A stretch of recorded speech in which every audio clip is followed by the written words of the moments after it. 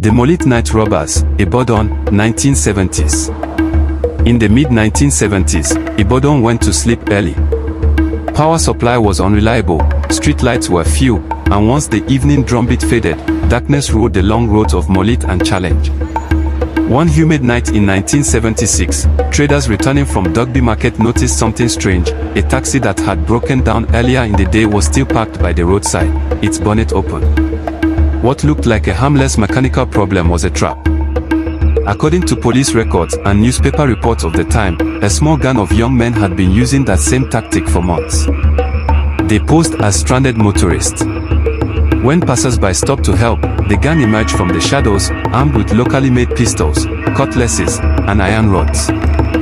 Victims were robbed of cash, wristwatches, and sometimes even their shoes, which were valuable in the 1970s. That night, however, things went wrong. A cocoa merchant named Posolomi, returning from a business meeting, stopped to assist. As he stepped out of his Peugeot 404, the robbers struck. In the struggle, a gun discharged. The sound echoed through the quiet Ibadan night. Neighbors rushed out, shouting, "Oh! Oh! Thief!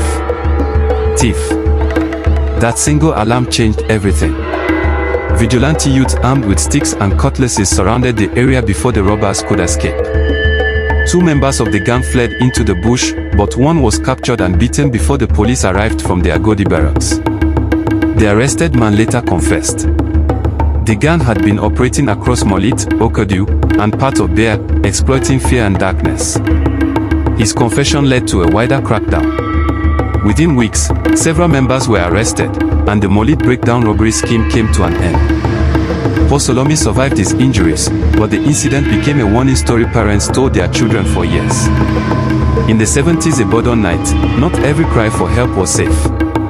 The case marked one of the early moments when community vigilance, not just the police, helped curb rising urban crime in post-Civil War Nigeria.